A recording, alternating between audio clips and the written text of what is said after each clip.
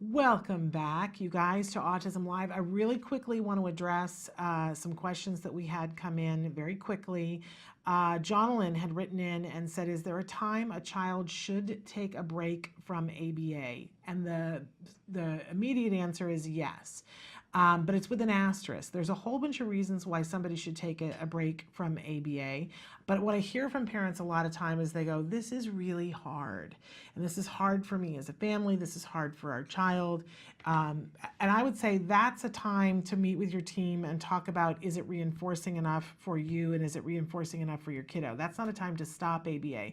But there are times to stop ABA, and some of the ones I can think of, there's a wonderful program at UCLA for little kids that I've seen parents stop ABA for a 6-week period so that they can attend an intensive in-hospital where the child goes in for 8 hours a day and then comes home, and then they come back to ABA and there's just behaviors that are under control because it was so intensive. I've seen teenagers that have behaviors that are so challenging that it makes it difficult to even work with an ABA therapist, so that they have to go in hospital for a 24-hour-a-day period because there are things that they have to work on. So sometimes it needs to go to a more intensive setting than ABA, and that's a good reason to put ABA on hold. But if you've got a kiddo who's just having a rough time, that's not the time to put ABA on hold. I've heard many parents will say, oh, we tried it for 6 months and then we just decided to take a break and we never went back to it. I think much better thing to do would be to have a team meeting and say, our child is not having enough fun, because ABA should be reinforcing. So have that meeting, and if they're opposed to that, time to look for a new ABA provider. But don't I've heard this phrase before, don't leave before the miracle. Don't throw the baby out with bathwater. All the phrases you can think of, like, don't leave until you get the help that you need, because the help is there and available. And my guest is nodding her head. We'll talk about this in a second. In any case, okay, so that's one of the quick questions. Somebody had written in and said, hello from West London. Love that you're there. How do BCBAs feel about professional and treatment plan from speech therapists and OTs?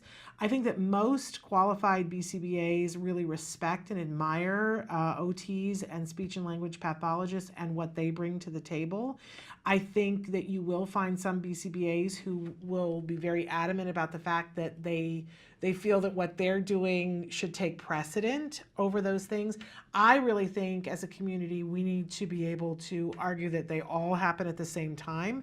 But I would say to you that if you only have the time to do one thing, that depending on your child and what your child needs, that ABA is broader and is going to help more people on a general basis. Speech and language pathologists are going to work on very specific things. OTs are spectacular.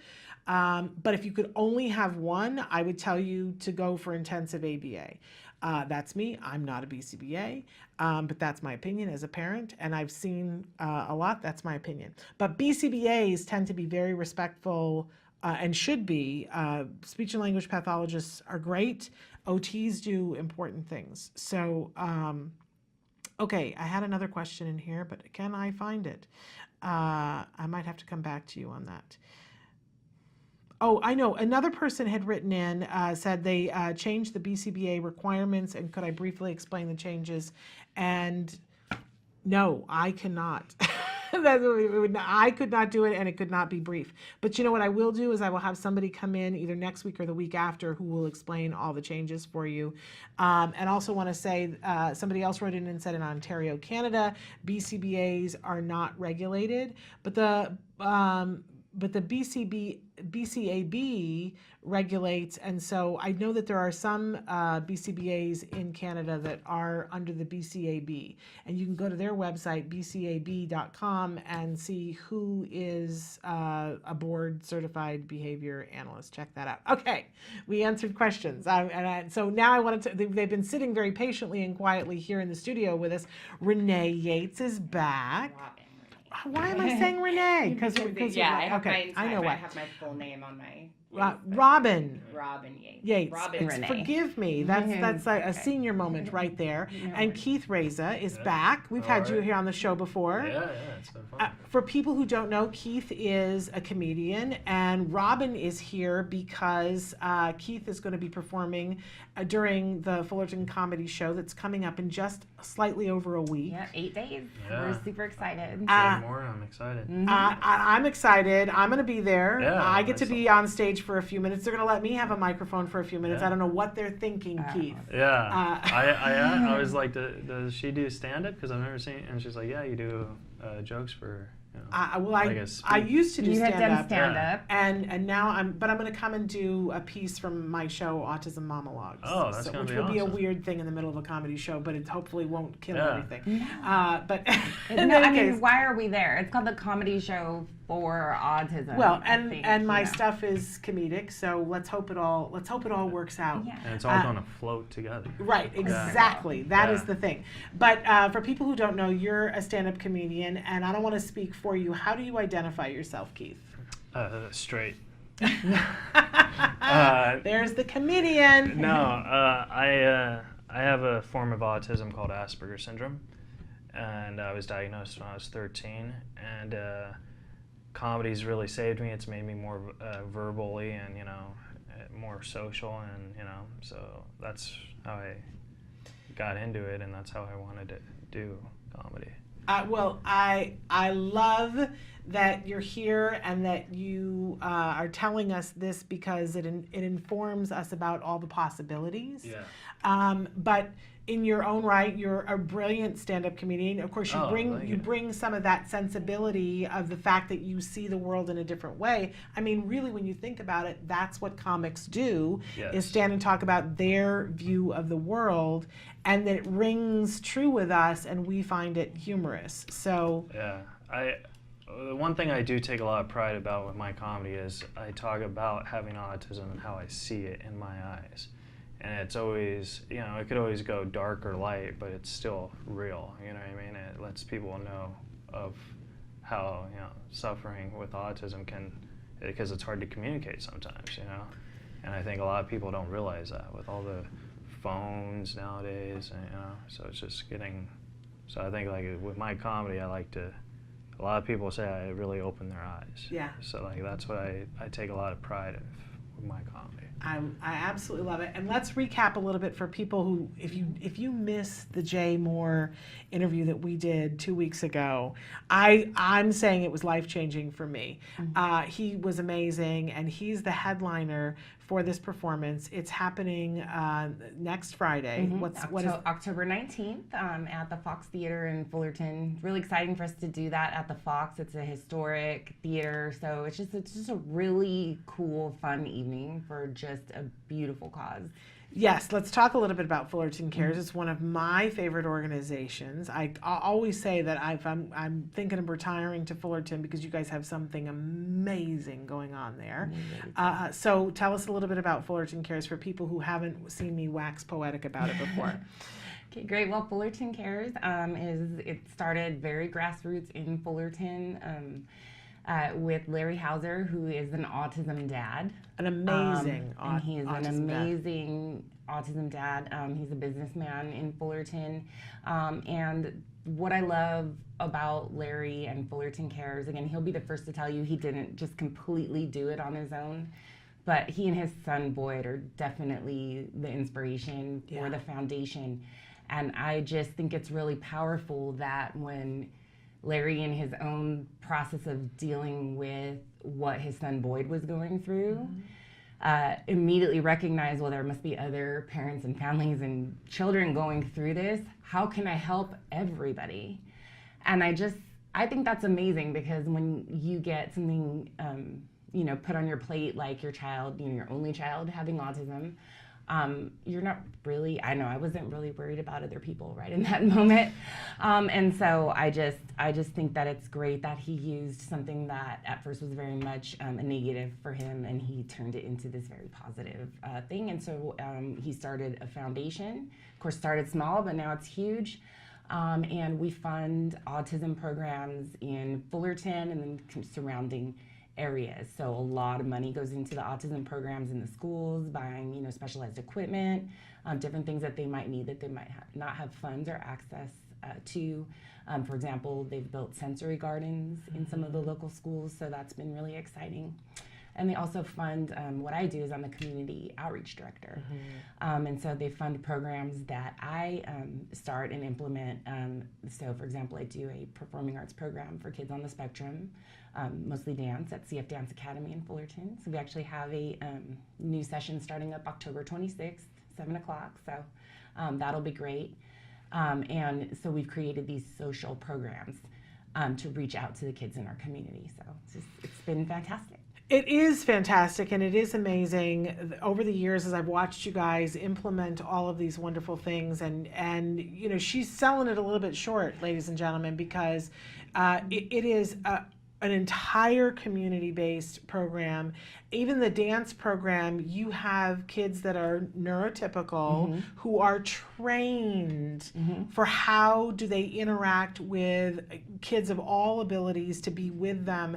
I was watching a great video last night about teaching 7 and 8-year-olds empathy, and it made me think about you because you are already doing this.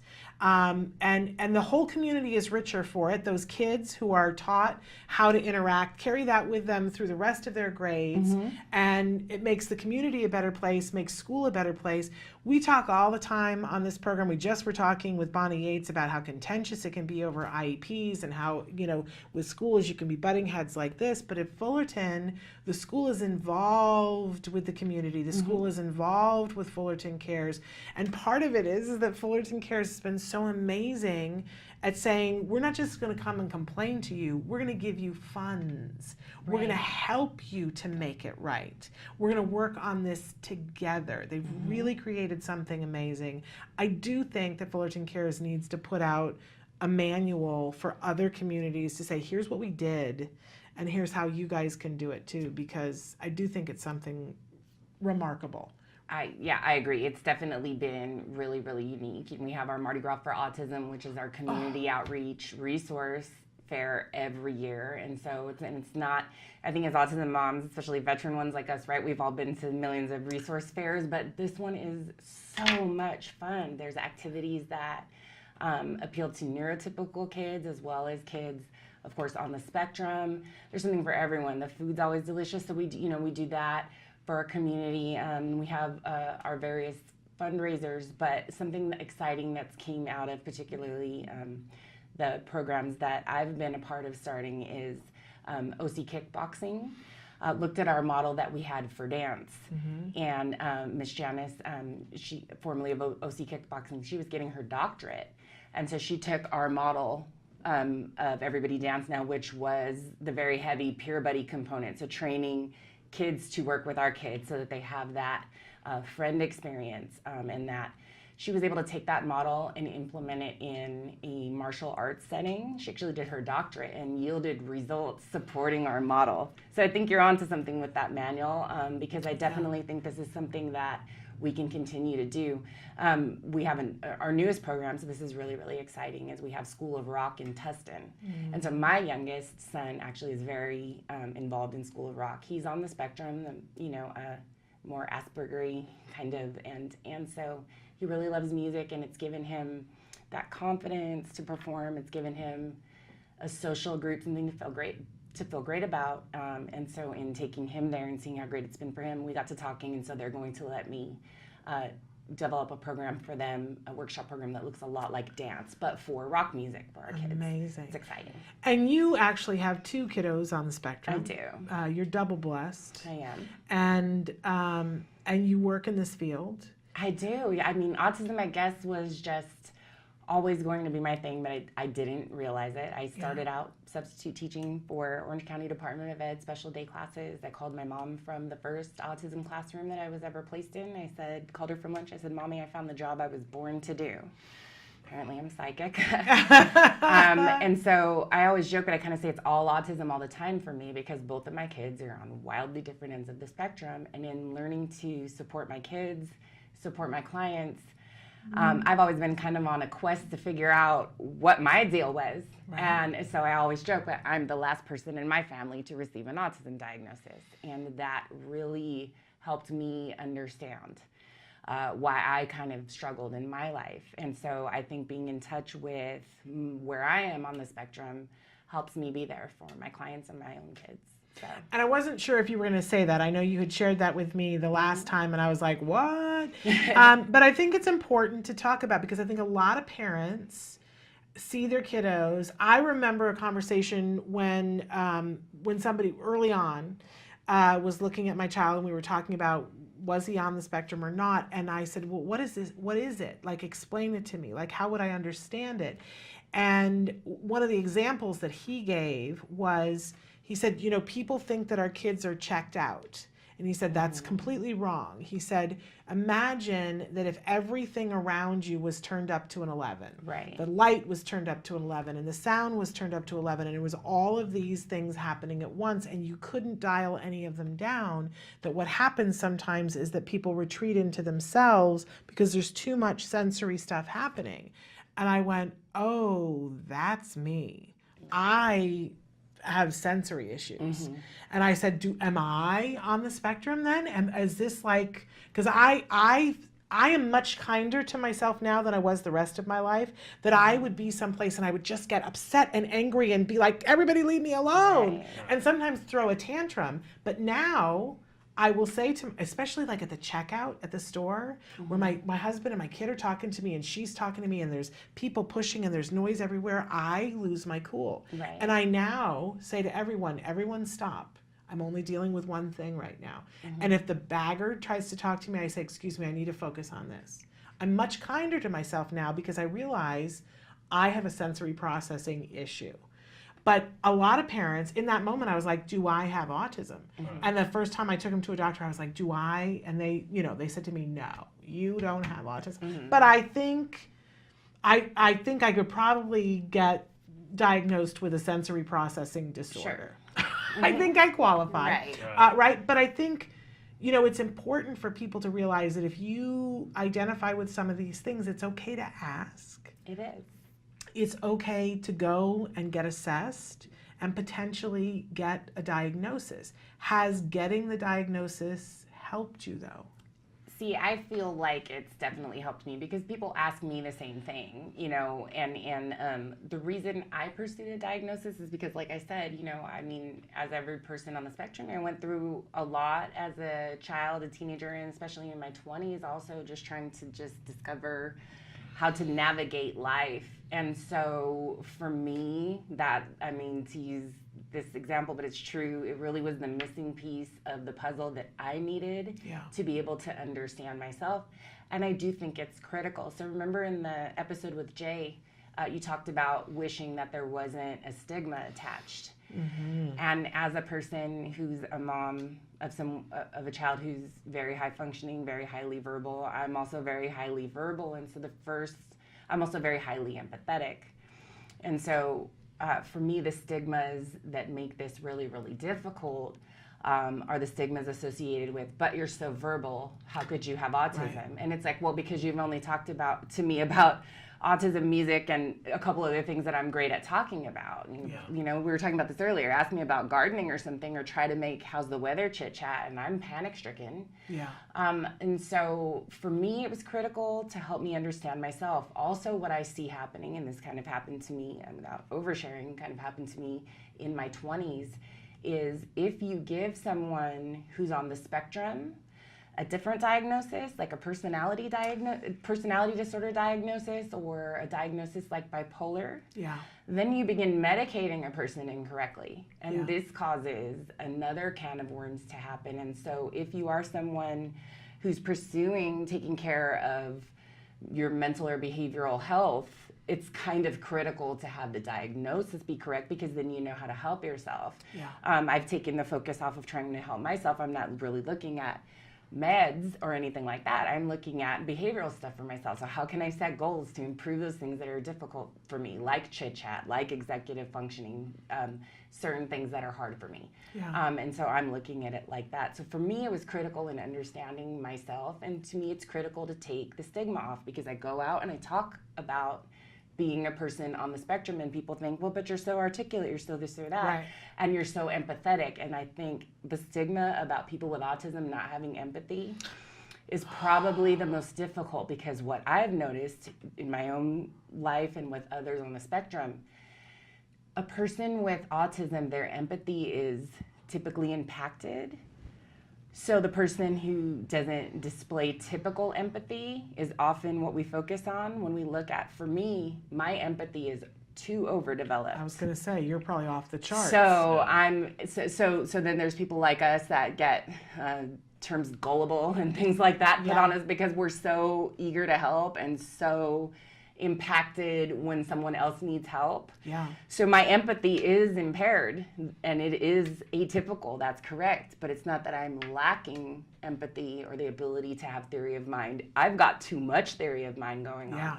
And so I need just as much support as the person that maybe needs to constantly have another person's perspective explained to them. So I don't feel that the diagnosis is critical for everyone, but if you are that person who's been through stuff your entire life, wanting to know what's going on for you, wanting to learn more about yourself so that you can help yourself or understand why your childhood looked the way it did, I would say pursue that. Yeah. Now, Keith, when were you diagnosed? I was diagnosed when I was 13. And by the way, I tried to talk to her about gardening, and she just went on and on about this. Hey, we go on and on. I was like, hey, we should garden some tomatoes or something. And there she went on the perspective tape. Well, no, then I started talking about BLTs. Yeah. Oh. Yeah, he said tomato, and then I went off on him. I know you like meat. I do. I had to you're a make meat my lover. life with a butcher. I love meat so much. There you go. So you were diagnosed at 13, and Yes. and at that point, I imagine it was your parents taking you to an appointment. Was everybody above board and telling you what was going on, or did they try to keep it from you for a while? I mean, they told me what was going on. I remember the day I got diagnosed, I was crying, and like they were trying to tell me, like they were like, oh, this is like normal and stuff, and I was so upset because Eddie Jones played for the Lakers, and they just traded him to the Charlotte Hornets. And he was my he was like my favorite player. And it was March 10th, 1999. You know, so it was just like I was so like I didn't even care about the doctors, because I was like, you know, I would never see Eddie Jones play again. You know? And did they realize you were crying over that, or did they think you were crying over the diagnosis? I think my mom thought I was crying over the diagnosis, and I think my dad was, I was crying over Eddie Jones. Interesting. I don't know. Maybe because of like male sport thing. I don't know. But and for you, were they able, when they told you about the diagnosis, did they talk about it in a positive way, or was there stigma attached to it when they talked to you? yeah, it was positive. I remember it was pretty positive. It was different. I do remember schools weren't really up to speed with how, I was getting my education, and I kind of felt like, I was so smart, and schools couldn't teach that. You know what I mean? So I think they taught you how to dumb it down. Does that make sense? So I think that when in fact you were probably I was much more capable of what they were giving you to do. Yeah, because like I remember I would be like doing math problems and I'd be crying because math is a subject I'm not really good at, but a lot of Aspies are actually great at math. And I remember I'd be crying because I couldn't figure out what 10 times 10 was. And then you put it in a calculator, it's 100. Right. It is 100. Yeah. Oh, okay. So I was gonna be like, that'd be really dumb if I said it was like 1,000. But so I remember I would be frustrated by that, and so then like when you dumb it down, I remember you don't get frustrated because there's you're not trying. Right. So I think that's how I was raised and taught, and I think it's frustrating now because I'm in college now. Like I dropped out to do stand-up, and now I'm trying to get education and stuff, Yeah. and all these 20-year-olds are like, it's like, I'm way smarter than all of them, but they've got better grades, you know what I mean? Like, I have to yeah. work twice as hard, and I think that that's the thing that they didn't really teach, Interesting. you know, because when you have autism, you have difficulties socializing, making friends, you know, and the empathy is a huge stereotype too, you know what I mean? Like, I have a lot of empathy for people that I'm close to, not, you know, not really for people, but that's because I just don't, you know what I mean? Yeah. So I think that it makes it more of a struggle to get the help that you need, because you have to work twice as hard, and I think people don't understand that. Yeah. Like if you have feelings for someone, you can't, you know, it's really hard because, you know, you love and care about them, but you want them to be happy, but, you know, you gotta just say, listen, I care for you. And it's really hard because people just don't understand that. If they're not autistic, they understand on a normal level, you know. So it's like, okay, well, how do we know how you feel, you know, about any relationships when you overthink and, you know, people think you're creepy or whatever, but you're actually just putting twice as much effort to get on that same level, you know. You know, it's interesting because you could probably speak to both sides of this, but I know if you could give me anything, like just, you know, fairy walks in here with a magic wand who can give me anything, what I would wish for as a mom would be to understand how my son thinks. Right. Like if I could do anything, there were so many times when he was little that I would, you know, I'd say if I could just crawl in through his ear, I don't want to hurt him, but if I could crawl in through his ear and spend a day, an hour, a week, a month in his head so that I can understand, it's the thing that I would want the most. And you see that more and more there are videos to try to represent so that we can give people like myself who are not on the spectrum an idea of what it is like. It's a very popular thing. And books that are written from the point of view of somebody who's on the spectrum.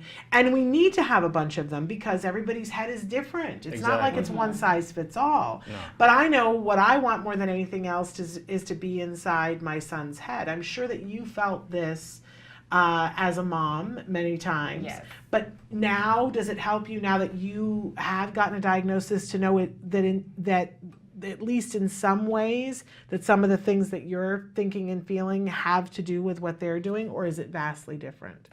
Well, it's different depending on each child. So, for example, Yeah, because your boys are different. They're very different. So my oldest has kind of more what people I think call like classic autism. So he's mostly nonverbal. He's a lot of you know, challenges related to like communication deficits and cognitive delays and those kind of things. And so he's the one, because we can't have a conversation, that I can't do, that I would give anything. Like I said, like I occasionally will still have the occasional dream at night that we're actually having a conversation.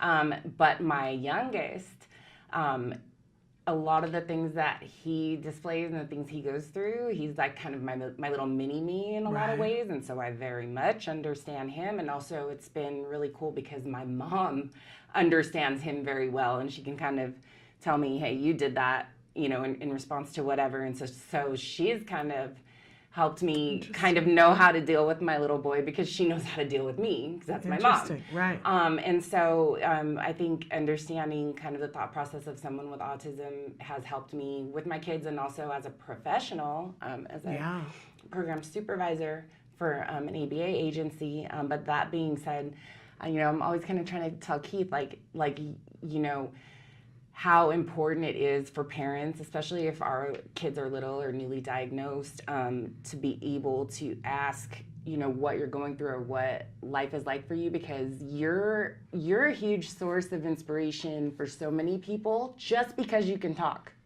Right? Just because you can talk. And then not only can you, you know, talk, but you're saying really funny, smart, different things. And so then that becomes even more inspirational, because you're giving so many people hope for, you know, that are worried about their kids. Oh, I appreciate that, but I just want to make people laugh. Right. You know? So, And you know, you talked about when you have feelings for somebody, that whole thing about not looking creepy. I'm so bad at like feelings I can't do. Like once On Christmas, like they make me uncomfortable. So once on Christmas, I accidentally looked at my dad and said, "I love you." Evidently.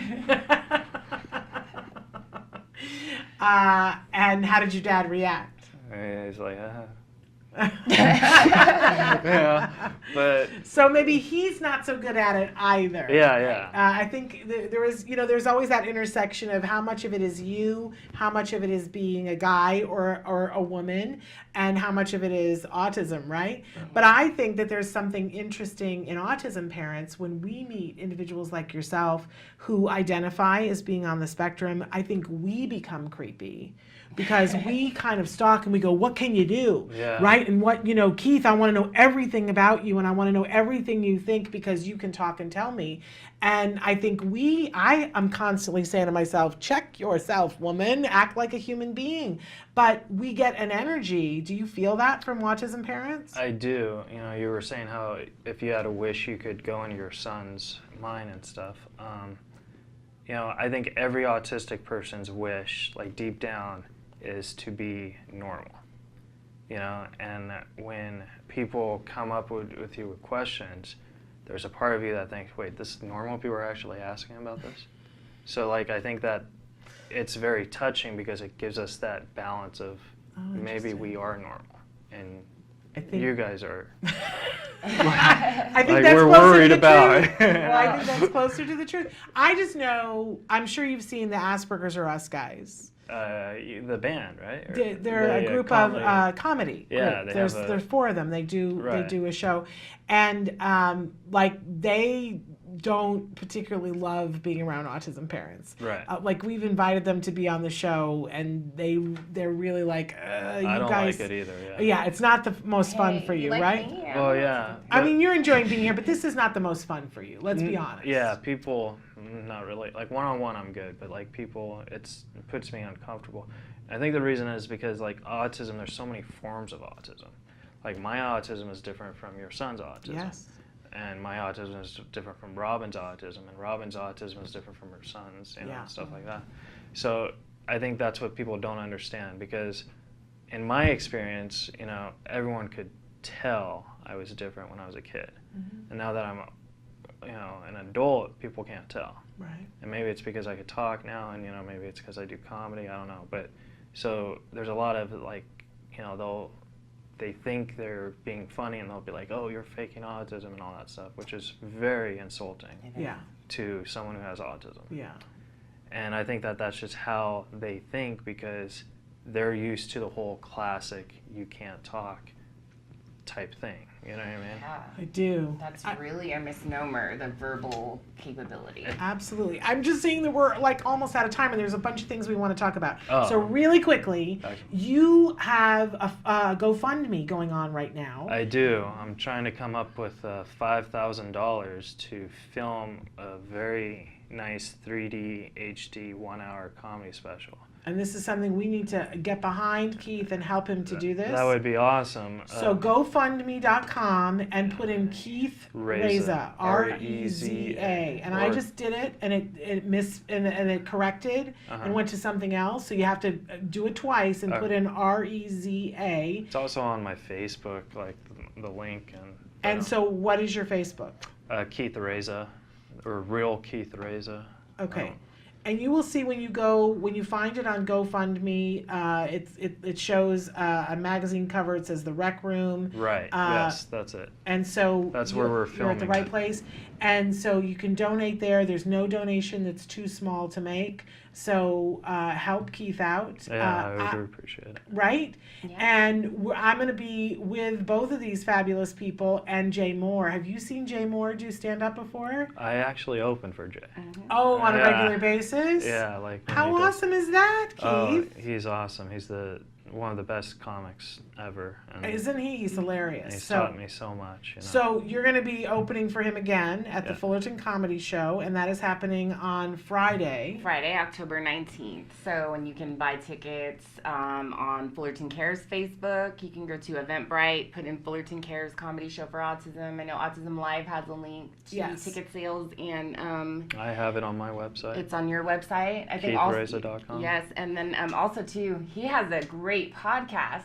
fantastic guest. Keith, you're holding out on me. Yes. Oh, yeah, it was such touching about her. I was like, oh, I don't want to tell jokes. I want to hear her I think story. you should tell jokes. But no, I do have a podcast. It's on LA Talk Radio called Reza Riffs. Okay. And, Get on iTunes. Yeah. It's fantastic. He has had some really important names in comedy on there, and his perspective is so much different than everyone else's, and that's why even if I have heard this person on another podcast that I listen to or anything, I will always still listen to Keith's, because Keith gets people to open up in a way that other people don't. There you go. Which I feel like is, very sweet. the thing that's very special about, it's true. I mean, I love his outside the box thinking, because you kind of touched on this earlier. I don't know that being on the spectrum automatically qualifies me to understand everyone else on the spectrum, and sometimes being on the spectrum makes it so that I'm not going to understand someone else's point of view.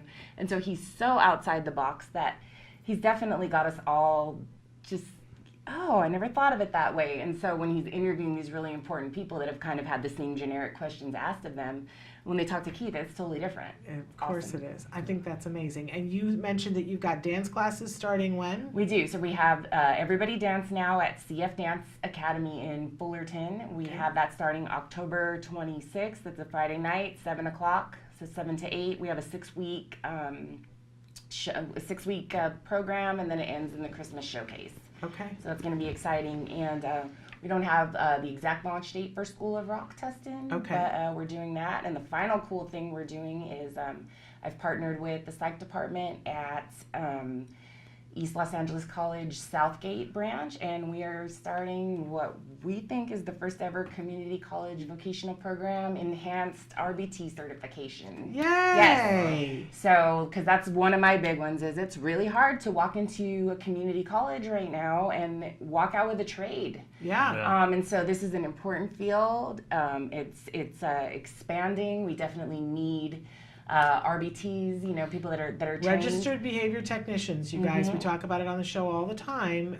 So what a wonderful thing. Yes, and Community so college. I'm developing the course outline right now along with Maria Mayork, and she is a professor, longtime professor for East LA College, and that's exciting. And so I sit for my BCBA hopefully in February, so I should be able to also teach the class Wonderful. in addition to helping develop the curriculum, because I should have my BCBA by then. There so. you go. It's amazing. And again, Fullerton Cares comedy show next Friday, October 19th. Yeah, Okay. come out. It's going to be so much fun. There's Keith? nothing like it. And Jay Moore and Yeah. I will be a part of it as well.